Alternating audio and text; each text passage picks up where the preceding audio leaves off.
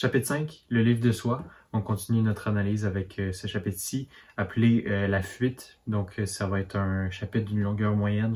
Je vais essayer de faire ça un peu plus rapidement. J'ai moins de choses à dire, mais on passe quand même certains seuils pour le voyage du héros qui sont importants et donc que je vais aborder particulièrement dans ce chapitre-ci. Donc, voilà. Le feu n'était plus qu'une map monde de cendres. L'incendie se dévorait lui-même, et la forteresse, labyrinthe désolé de pierres noircies, dressait vers le ciel les silhouettes pathétiques de ses tours et de ses créneaux. Entre les merlons rougeoyaient des yeux avides, brasillants. Au-delà des murailles, dans les territoires dévastés par le passage de la horde, des centaines de cadavres jonchaient le sol. Des chevaux crevés, aux entrailles ruisselantes, grouillaient, déjà de mouches et de vermine. Donc tout de suite, on nous met un peu plus dans la situation. On nous lance tout de suite dans l'action, si on veut, ou du moins plus dans les conséquences de l'action qui sont arrivées pendant le chapitre 4. Et donc ici, on a un super bel exemple de description. Donc j'ai écrit que c'est Daniel Walther à son meilleur, puis je le crois vraiment. C'est un super de beau paragraphe, très simple, mais qui fonctionne super bien avec des belles descriptions, puis une façon d'apporter le sujet qui est quand même intéressant. Donc ici, au lieu de cela, il avait dû assister à un combat pitoyable où les deux parties avaient rivalisé de cruauté. Le visage de l'ours et ses compagnons semblaient ignorer les demi-mesures. Ici, le mot pitoyable y est associé avec la cruauté. Donc on parle d'un combat qui est pitoyable, puis on explique que c'est un moment qui est très sanglant. Et donc, c'est potentiellement une critique de la violence, ce qui est surprenant, ce qui est en marge de ce que Walther, pour l'instant, avait décrit dans son livre avec le chapitre 4. Puis, on voit tout de suite vraiment une différence dans les tons du chapitre 4 et du chapitre 5. Chapitre 4 où on était plus dans une certaine glorification quand même de la guerre, puis de, pas forcément ce que Soi avait fait, mais ce que Visage de l'ours apporte avec le siège de la citadelle. Mais dans le chapitre 5, on voit tout ce qui va être, tout ce qui est plus négatif. C'est un chapitre qui est très noir, très sombre, puis c'est ce qu'on va voir. Quand les sentinelles eurent été maîtrisées et quand les portes furent ouvertes aux cavaliers qui avaient littéralement submergé le No Man's Land, là je m'arrête tout de suite, c'est le mot littéralement qui est important ici, littéralement, qui est un mot qu'il faut jamais utiliser quand on écrit, ou en tout cas le moins possible parce que c'est le genre d'adverbe qui n'apporte rien dans l'information. On pourrait enlever le mot littéralement, puis la phrase garderait le même sens. Particulièrement cet adverbe-ci, mais de façon générale, un adverbe, on essaye d'éviter ça lorsqu'on écrit. Je pense pas que c'est un secret pour beaucoup d'entre vous, mais ici, c'est assez clair que Daniel Walther aurait dû s'y prendre autrement. Ça montre d'une certaine façon pourquoi le livre de soi puis Daniel Walther en tant qu'auteur en général n'a pas connu la célébrité de certains autres auteurs de science fiction puis de fantasy de l'époque. Donc voilà. Le silence était pesant. L'atmosphère empuantie flottait comme une voile brassée avec une extrême lenteur par un vent moite.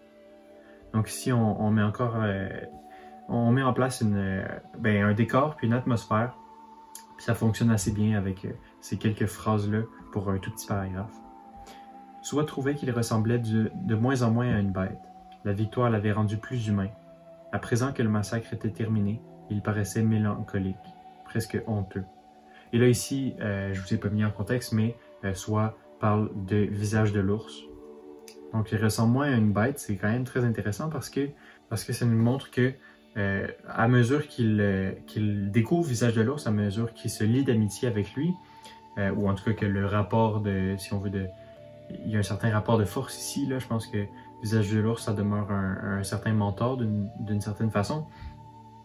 Mais à mesure que Soi connaît Visage de l'ours, bien, il devient de moins en moins une bête. Donc il était comparé beaucoup à un ours au départ, lorsque c'était une figure qui était mystérieuse, mais Visage de l'ours perd peu à peu de son aura. Puis, on nous le montre avec cette phrase-là qui ressemble de moins en moins à une bête. Puis, également, on nous montre que il paraissait mélancolique, presque honteux. On nous montre le côté plus négatif de Visage de l'ours. En plus de ça, la victoire l'avait rendu plus humain. D'habitude, la victoire, ça rend moins humain parce qu'on montre la perfection de celui qui gagne.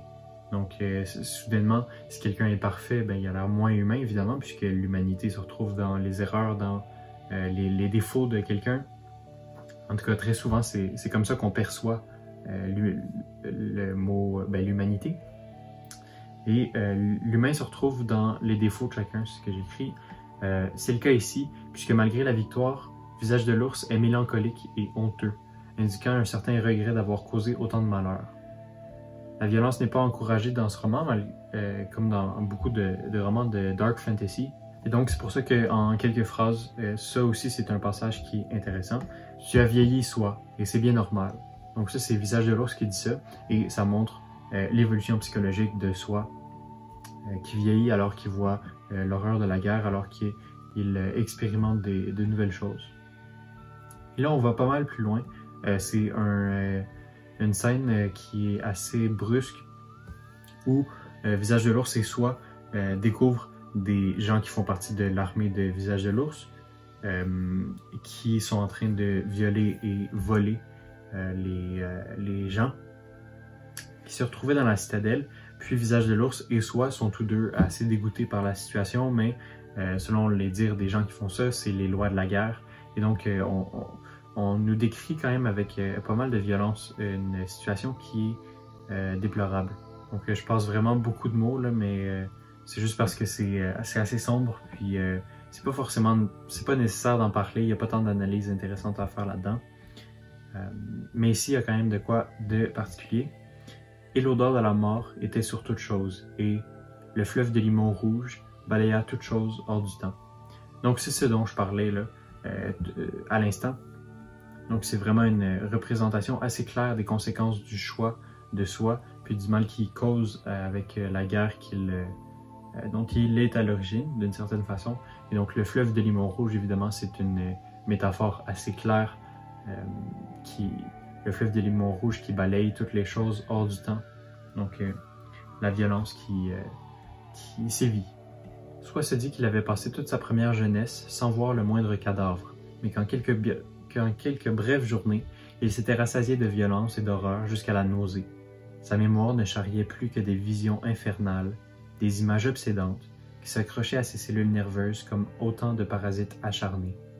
Malgré la douleur que lui causait la vue de la chair martyrisée de Verena, il n'éprouva aucune haine pour l'homme qui mourait d'une mort indigne, la poitrine déchirée par la dague de Visage de l'ours. Il se bornait à enregistrer cette nouvelle atrocité, incapable de faire le moindre geste.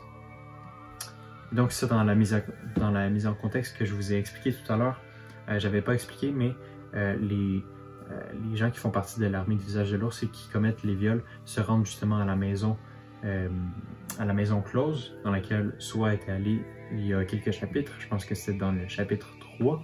Et donc, Verena ici, à la chair martyrisée, elle est morte. Et on voit clairement ce qui est arrivé, ce qu'il est advenu d'elle. Et d'une certaine façon, ça nous introduit au 6e seuil du voyage du héros. Donc, ici, on peut le voir sur la roue. Là, on a déjà fait plusieurs étapes assez importantes. Et donc, on a traversé le premier acte du voyage du héros, le premier acte du livre de Soi en lui-même. Et donc, il s'implique dans le changement à travers sa trahison, évidemment. Puis, maintenant, il expérimente dans de nouvelles conditions. Donc, les conditions de la guerre, les conditions hostiles d'un monde hors de la citadelle. C'est ce qu'on voit ici, c'est assez clair.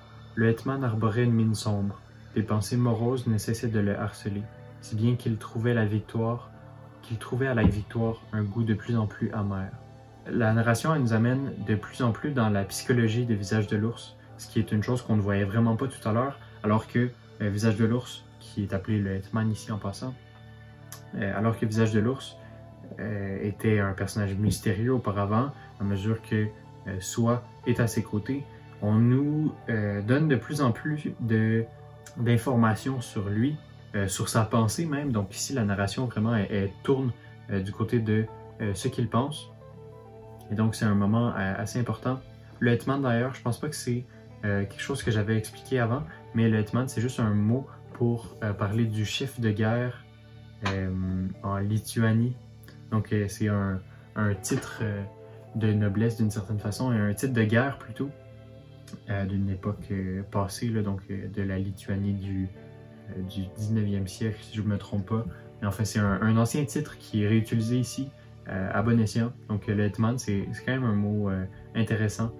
Donc voilà, une autre certaine forme de pragmatisme pour Daniel Walther. Donc il a tendance à utiliser certains mots historiques qui sont désuets aujourd'hui, mais pour enrichir ses textes. Ce qu'on voit beaucoup plus tard dans le livre de Soi, puis le cycle de Soi de façon générale. Le grand serpent n'était plus qu'un souvenir. C'était du moins ce que pensaient ceux de la Horde. Donc si c'est le message qui termine cette longue scène de 2000 mots sur les conséquences de la guerre. Puis on nous met tout de suite en haleine sur ce qui va arriver plus tard. Donc le grand serpent n'est plus qu'un souvenir en parlant de la citadelle qui s'effondre, puis de non seulement du symbole en lui-même, mais des gens qui le représentent.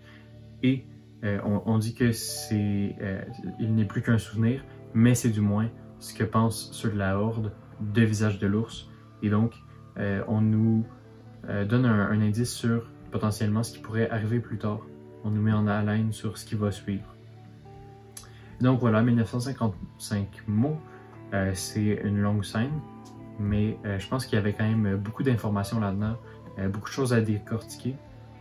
Donc c'était intéressant. Et là, on retrouve le point de vue de Lucie.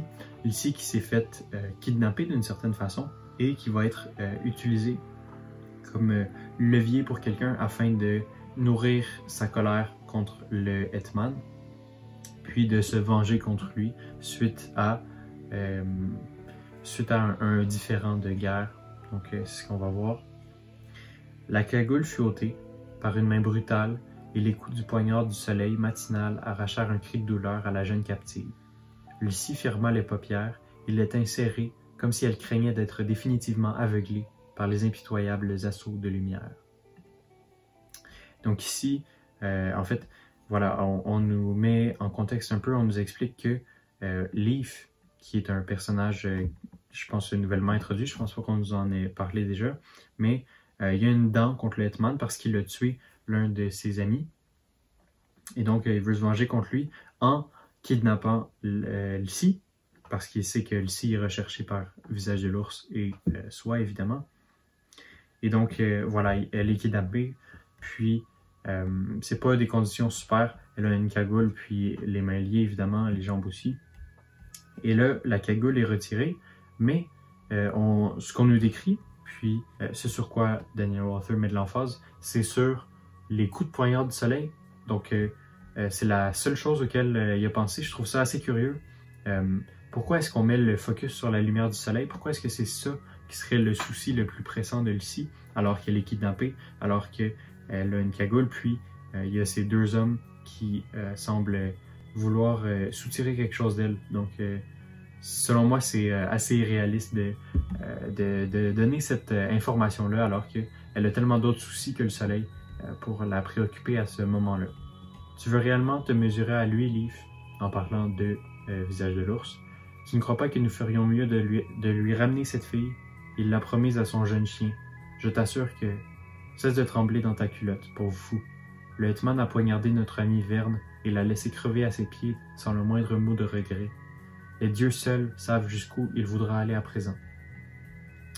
Et donc ici, on a aussi un point négatif que je veux apporter, et c'est que cette conversation-là entre ces deux personnages-là, dont Leaf qui veut kidnapper Lucie et un autre personnage qui hésite à faire ça, on a un dialogue qui est vraiment pas réaliste, donc c'est une exposition assez apparente de la situation. Les deux personnages se partagent de l'information que tous deux savent déjà, et donc c'est pas très pertinent, même que ça nous sort de la situation un peu. Et donc voilà, c'est pas incroyable de ce côté-là. Je passe beaucoup d'informations, puis j'en passe encore pas mal. Donc la scène dont je viens de parler, qui est du point de vue de Lucie, dure 1070 mots, ce qui est assez long déjà, donc ça aurait pu être un peu plus court, mais la scène qui suit pourrait être encore plus court que ça. Et tout à l'heure, c'était une conversation entre Tao et Leaf qui est donnée. Puis ici, on retourne du point de vue de Tao. En fait, on y arrive pour la première fois, puisque tout à l'heure c'était Lucie, là c'est Tao, qui suit un peu la scène précédente, parce que Tao s'en va voir Visage de l'ours, puis lui explique que bien que Lucie a été enlevée par Leaf. Et donc, tout ça, c'est très long. On nous introduit à ce nouveau personnage-là, on nous met dans sa peau à travers la narration, puis c'est pas très pertinent. On le montre qui monte les échelons pour essayer de parler à Visage de l'ours, qui finalement y arrive. Donc, c'est beaucoup de procédures pour peu de choses. 579 mots, c'est une scène qui est inutilement longue pour nous introduire au personnage qui donnera la piste pour retrouver Lucie. Et donc on continue ici. Soi ne disait rien, mais une boule épaisse, impossible à avaler, s'était mise à traverser de sa gorge. Il serrait nerveusement les poings, fixant sur le guerrier ensanglanté un regard brûlant. Il aurait voulu dire à Visage de l'ours de précipiter l'interrogatoire, de ne plus perdre de temps. 2 heures, c'était beaucoup, une éternité. Et donc, ici, on a aussi un bon exemple de comment Daniel Rother rapporte l'émotion des personnages en les extériorisant. Donc, on ne nous montre pas que Soi est fâché, qui est nerveux. C'est-à-dire, on ne nous l'explique pas, mais on nous le montre à travers l'extériorisation de ses sentiments. Ce qui est aussi ce qu'on retrouvait tout à l'heure avec Lucie ici, qui était triste de voir que Soi, son ami, avait trahi les siens en les menant à Visage de l'ours. Donc voilà, je vous ai déjà expliqué la scène qui s'ensuit, puis c'est assez long, je passe beaucoup d'instants. Il se baissa vers Tao. J'attends tout de même tes explications. Quelques heures plus tard, une petite troupe franchit la limite du No Man's Land en direction de l'Est. Et donc ici, ce que je veux souligner, c'est pas vraiment la phrase que j'ai ici, c'est plutôt pour montrer que c'est une ellipse qui est très efficace. Donc on n'a pas besoin de voir la suite de l'interrogatoire, on n'a pas besoin de voir que Visage de l'ours va soutirer de l'information à Tao, parce qu'on sait déjà que ça va arriver, puis on a déjà l'information nous-mêmes, on sait que c'est Leaf qui a emporté ici. Et donc, on fait vraiment... Et donc, on nous fait une ellipse ici de l'interrogatoire à la préparation pour aller chercher ici. Donc, c'est une ellipse qui est vraiment efficace à cet endroit-là. Et c'est sur la préparation, les préparatoires pour aller chercher ici que se termine cette scène. Donc, 821 mots. C'est un peu plus décent, là. 821 mots, je pense que c'était mérité, contrairement à la scène précédente, puis même à celle d'avant. Donc, ça marche plutôt bien au niveau du rythme. Puis, ici, il y a quand même assez de tension, assez de suspense pour qu'on veuille tourner la page, qu'on veuille comprendre, ou plutôt savoir ce qui va arriver si Visage de l'ours et Soi vont retrouver Lucie à temps. Puis, on veut aussi savoir ce qui va arriver du personnage de Leaf, qui au final est très impulsif, a l'air très violent, et met toute la situation dans une passe assez précaire. Donc c'est plutôt intéressant. Puis c'est une bonne chose parce que justement on ressort du chapitre 4 où la citadelle est dévastée, puis soudainement la tension a baissé complètement. Il n'y a plus vraiment de tension en fait, parce que ce qui est annoncé depuis le début du roman est fait. Puis dès le chapitre 5, dès cet instant-ci, puis les quelques scènes qu'on vient de voir, on nous ramène de l'attention à travers le personnage de Leaf, puis l'enlèvement ou la capture de Lucie. Et donc ici, on a un espèce de paragraphe qui... en fait, une espèce de scène qui évoque assez bien le prologue du roman. Donc, les mois puis les saisons passèrent, les fuyards semblaient avoir de puissantes antennes qui leur permettaient de deviner, et à bonne distance, les intentions des traqueurs. Les mois puis les saisons passèrent. Et donc là, on nous nomme des saisons avec des noms d'animaux. Le temps passe. Il y eut la saison qui ne ressemblait à aucune autre saison. Soie et visage de l'ours avaient franchi ensemble de vastes distances et connu des jours et des nuits de toutes les couleurs et de toutes les qualités. Mais ils continuaient de dévider le fil des jours et des nuits, persuadés qu'ils arriveraient un jour, ou une nuit éclatante, à faire brouter leurs chevaux sur le versant doré de la création. Et donc ici, c'est comme si on faisait un gros plan de toute cette situation-là. On recule des actions qui viennent de se passer dans le chapitre 5. Et donc, je pense que c'est vraiment la meilleure façon de le dire. On fait un gros plan sur la situation. Puis, c'est une belle façon de terminer ce chapitre. S'ensuit une parenthèse qu'on va aborder dans la prochaine vidéo sur le chapitre 6. Et donc, c'est ce qui conclut cette vidéo sur ce chapitre. Donc, au final, c'est allé beaucoup plus vite que je pensais. 24 minutes selon mon compteur ici, mais ça va être un peu moins une fois que la vidéo est éditée. Mais donc, je vous remercie d'avoir suivi cette analyse. Ça faisait longtemps que je n'avais pas fait une suite à cette série de vidéos sur l'analyse du livre de Soi. Et voilà, je vous remercie beaucoup d'avoir écouté cette vidéo. Puis on se revoit à la semaine prochaine pour une prochaine vidéo. Alors voilà, merci beaucoup.